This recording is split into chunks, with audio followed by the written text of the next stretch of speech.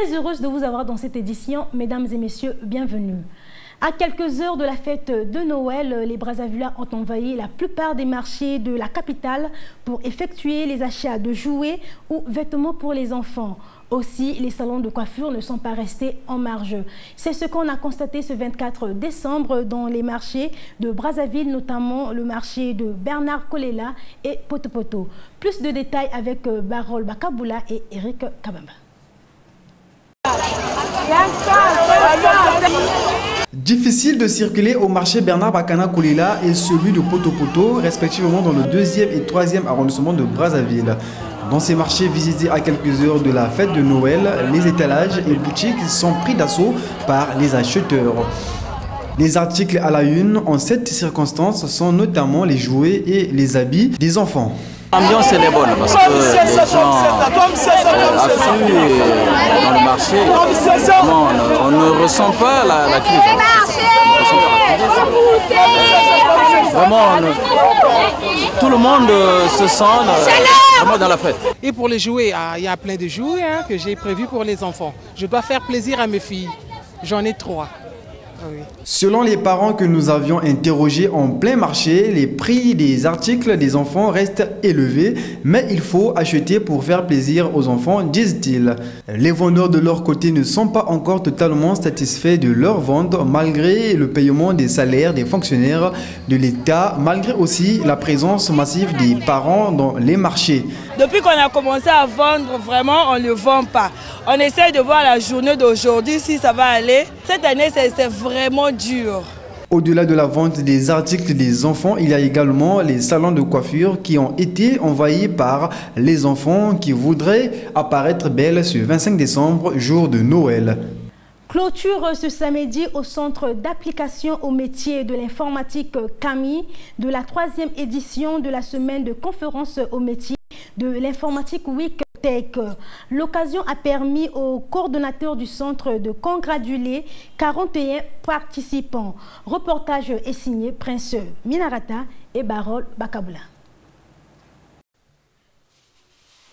Les lauréats ont reçu les attestations de fin de formation après 5 jours d'apprentissage au métier de l'informatique au centre d'application au métier de l'informatique CAMI. C'est dans ce contexte que CAMI a organisé du 17 au 22 décembre 2018 une semaine de conférence au métier de l'informatique pour sensibiliser et orienter. Le monde actuel est confronté à d'énormes difficultés socio-économiques, surtout les pays du tiers-monde. Submergés par les problèmes du sous-développement, le chômage des jeunes est une manifestation patente de la classe socio-économique de ces pays et il serait donc salutaire de donner à la formation des objectifs orientés vers l'emploi.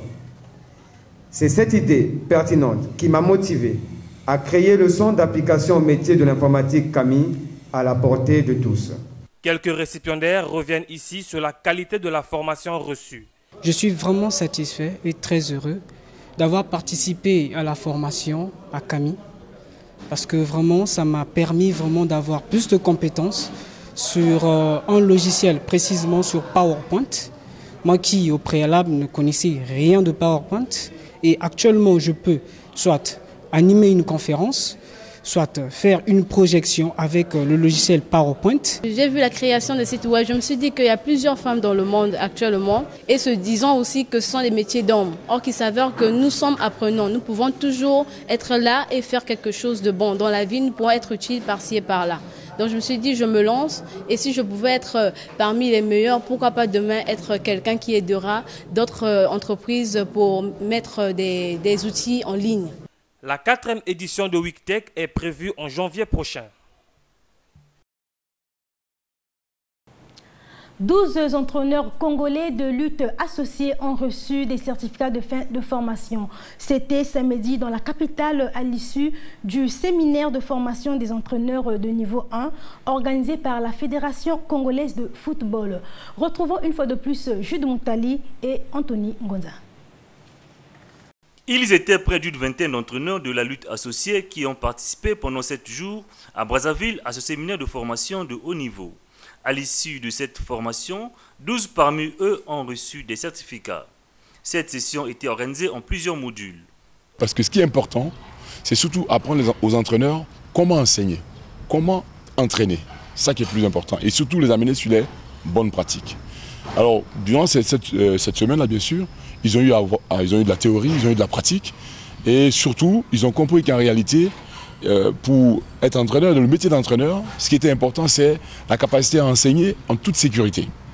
Quelques stagiaires n'ont pas manqué d'exprimer leur satisfaction. On nous a appris beaucoup de choses, comment encadrer les enfants et comment leur éduquer, et tout, beaucoup de choses. Et à la fin, on nous a remis les diplômes. Oui, je suis vraiment heureux d'être admis, d'être parmi les 5 premiers pendant ce stage. Je vais essayer aussi de progresser et de former d'autres athlètes pour que le Congo puisse être en avant. Le président de la Fédération congolaise de lutte associée, Alphonse Siafoumou, a indiqué que cette initiative sera pérennisée.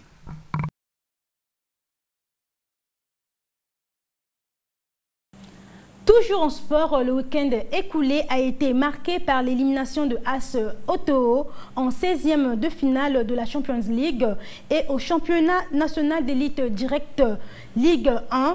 La 3e journée dominée par la puissante défaite de AC Léopard adolisée par Tongo FC 0-3. Nico Nikoye a été battu par le même score par Kara. Le point est fait ici par Fidel Stargard Djaoumba. Le nul d'un but partout concédé par AS Otoo à Owando en match aller de la 23e édition de la Champions League a pesé lourd aux représentants congolais en match retour samedi dernier à Harare contre Platinium. En déplacement donc, les Congolais ont arraché un nul blanc de 0-0, pas suffisant pour entrer dans les groupes. AS Otoo va maintenant être versé à la Coupe de la Confédération et connaîtra son adversaire du match aller qu'après le tirage au sort qui sera effectué au siège de la CAF au Caire le 28 prochain pour le tour de cadrage. Match aller le 11 et 13 janvier 2019 à Ouando et retour entre le 18 et le 20. Si tout marche bien, le représentant congolais va continuer la compétition dans les groupes.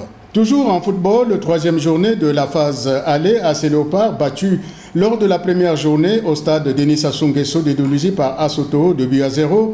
La 3e sortie a été plus corsée devant Tongo Football Club. Les Fauves ont encaissé 3 buts contre 0 devant Tongo Football Club. Au bord de l'océan, GST en déplacement a été dominé par la Mancha 1-2. Le choc pontonégrin entre AS Cheminot et VIA a tourné à l'avantage des hommes du rail 1-0. Dans la capitale, Nico Nikoye n'a pas résisté au coup de boutoir de Kara 0-3. Étoile du Congo a défait FC Konzo 1-0. Diable Noir et Patronage avaient fait jeu égal 0-0.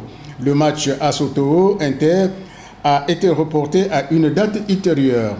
Avant la 4e journée qui débute ce jeudi 27 par la rencontre GST Cheminot, le classement est le suivant. Premier Kara, 7 points. Deuxième AS Otoo 6 avec un match de retard, tout comme Tongo Football Club qui a 6 points également. 4e Diable Noir 5e avec 4 points. Vous avez des équipes suivantes, FC Konzo, Patronage, Étoile du Congo, Cheminot, Nico Nikoye, La Mancha et Veklo Mokanda. GST 3 points, 13e AS Léopard 1 point et 14e, dernière formation donc, Interclub 0 points, moins 1 match. Samedi 29, Tongo Football Club, Interclub, Konzo, La Mancha. Dimanche 30, Étoile du Congo AS Otoo, Diable Noir AS Léopard, à Pointe-Noire, Nico Nikoye Patronage et Veklo Mokanda Kara. C'est la fin de ce journal qui vous a été présenté par l'ensemble de la rédaction et merci de l'avoir suivi. Bonne fête de Noël à tous.